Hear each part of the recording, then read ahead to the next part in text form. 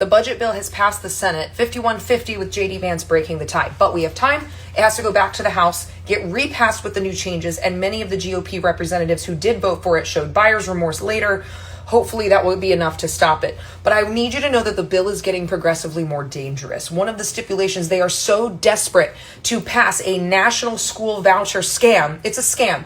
The goal of it is to limit who can get educated because public schools educate 90% of America's children. And it's to pull funding from the public school system so that when it no longer works because it doesn't have funds, they can say, oh, we should privatize education. That not only lets them profit from education, it lets them decide who gets to be educated. But they also removed the protections for religious schools from federal government interference. That's right. This new version of the bill allows for the federal government to come into religious schools and say, you can't teach that. You can't teach it that way. It allows for those restrictions. It also originally was a $4 billion tax credit limit. They've now removed that limit. There's no limit to the voucher program now. That is in addition to the billions in Medicaid and Medicare that are cut, the billions in SNAP benefits. They tried to write it in such a way so that those benefit cuts would only hit blue states that didn't vote for Donald Trump.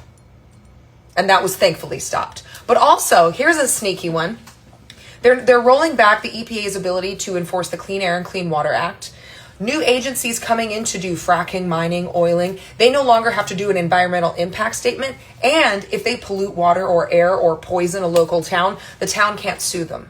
And they're cutting $2.9 billion to the IRS department that does audits, especially for the wealthy and major corporations, but increasing fines if you make a mistake on your taxes.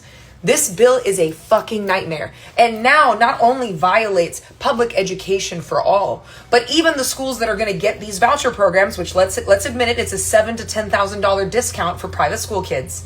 Now the federal government can say, I don't like your brand of Christianity. Change it. Call your representatives immediately. We still have time to stop this. It barely passed last time. We can stop it this time.